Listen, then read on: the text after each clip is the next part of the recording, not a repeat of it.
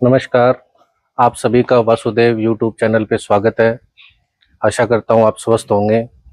आज जो मैं वीडियो बनाने जा रहा हूँ ये डेयरी के लिए बहुत ही महत्वपूर्ण वीडियो है। इसमें मैं आपको दो टॉपिक पे चर्चा करूँगा।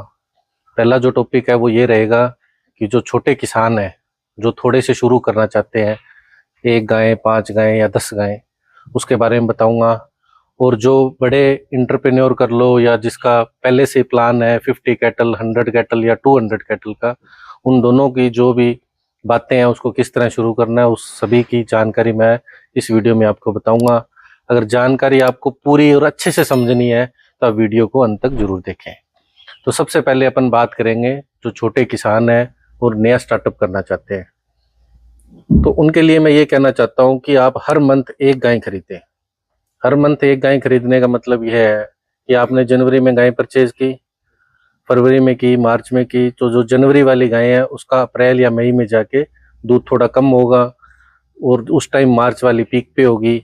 इस तरह आपको एनी टाइम जो दूध है वो मेंटेन रहेगा।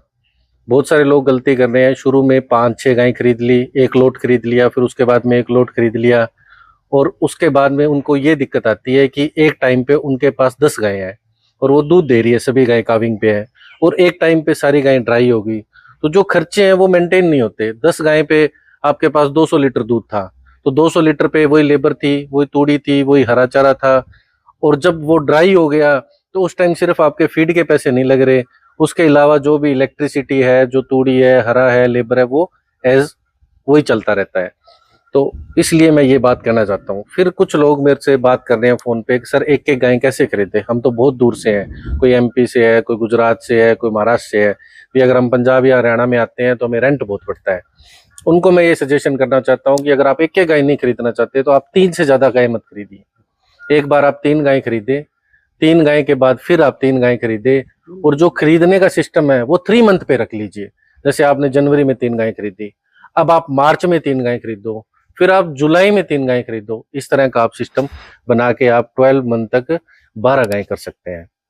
उसके बाद जो छोटे किसान भाई है, मैं उनको ये भी बताना चाहता हूँ कि बहुत सारे लोग जल्दबाजी में बार बार बोल रहे हैं कि सर हम दूध कहाँ बेचे, ये है। तो मेरा सजेशन सभी से ये है कि 12 मंथ तक आप फार्म पे ध्यान दीजिए, मार्केट को एक बार छोड़ दीजिए, क्योंकि जब तक अपनी स्टेबिलिटी नहीं होगी, जब तक अपने जो शुरुआती एनिमल है वो प्रेग्नेंट नहीं होंगे और प्रॉपर तरह से वो तैयार नहीं होंगे, तब तक अपन मार्केट में अगर जाएंगे तो एकदम बल्क में दूध भी लेना पड़ सकता है, दूध अपना कम भी बिक सकता है, और पीछे से जो अपना नया फार्म का अपन ने सेटअप किया है उसमें भी बहुत सारी चुनौतियां आ सकती है। तो मैं सभी से ये कहना चाहता हूँ कि एक बार आप अपना पूरा फोकस 12 मंथ तक, क्योंकि जो गाय आपने खरीदी और 12 मंथ के बाद उसने दोबारा बच्चा दे दिया, तो आप ऐसे समझ लो कि आप 40-50% कामयाबी की तरफ बढ़ गए हैं। अब अपन बात करेंगे दूसरे टॉपिक पे। मेरे पास ऐसे भी बहुत सारे लोग फोन कर रहे हैं जो अच्छी पोस्ट पे हैं। अच्छी पोस्ट का मतलब है बहुत बड़े बिजनेसमैन है, आईपीएस है, आईएएस है, कोई फौजी रिटायर है, कोई कर्नल है। उन लोगों से भी मेरी काफी बात हो रही है, यूट्यूब के माध्यम से उनके फोन आ रहे हैं।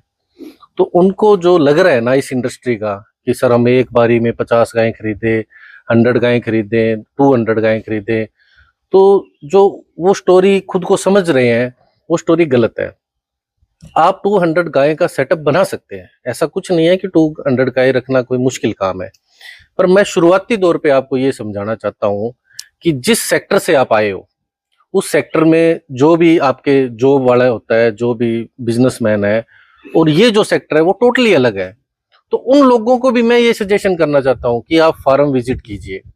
जो मेरे जैसे लोग हैं या मेरे जैसे और भी फार्मर हैं, आप उनके फार्म पे जाइए, विजिट करिए, मीटिंग कीजिए, और सब कुछ जानने के बाद ही फार्म कीजिए।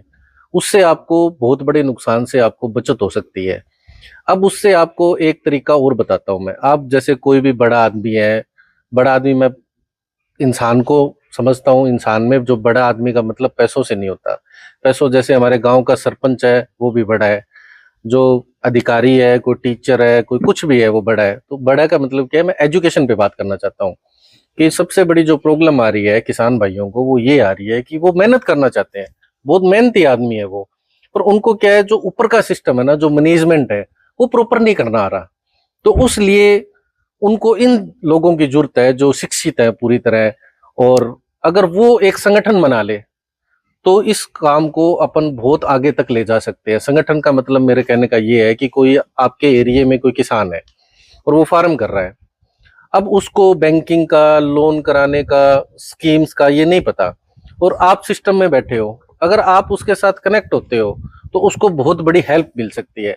Help the in the sense ये है कि अब आप तो काम कर नहीं सकते, आप गोबर उठा नहीं सकते, आप उसकी ये मदद कर सकते हो, जैसे उसका रोज का अकाउंटेंसी का काम है वो आप ध्यान रख सकते हो, उसको अच्छी स्कीम दिलाने में उसकी हेल्प कर सकते हो, उसको और भी अदर जो एक्टिविटी है वो आप टोटली उसको मैनेज कर सकते हो, उसको सोशल मीडिया से जोड़ सकते हो। इस तरह का अगर कोई संगठन बनता है ना तो उसमें कामयाबी ज्यादा है। तो संगठन का मतलब मेरा यही समझाने का था कि इस तरह अपन जो कॉर्पोरेट सेक्टर है या कोई जॉब लाइन वाला है, वो किसान अगर कनेक्ट होंगे, उसमें एक संगठन बनेगा, उससे अपन इस चीज को बहुत आगे तक ले जा सकते हैं। वीडियो थोड़ा लंबा होता जा रहा है तो हर बात और हर जो बारीकी बातें हैं वो मैं इस वीडियो में आपको बताऊंगा तो लंबी बहुत चली जाएगी। मैं इस रिगार्डिंग एक वीडियो नेक्स्ट और बनाऊंगा। आज की वीडियो में इतना ही। इस वीडियो में अगर आपको किसी तरह की कोई बात ना समझ में आई, किसी तरह का अगर आपको क्वेश्चन है कि सर हम किस से बात करें या किस से मिलें, तो आप मेरे को कॉल कर सकते हैं, मैं सब्सक्रिप्शन में नंबर रख दूंगा आपको, और आप कमेंट करके भी पूछ सकते हैं। आज की वीडियो में इतना ही। नेक्स्ट वीडियो के लिए जल्दी मिलेंगे, तब तक के लिए नमस्कार।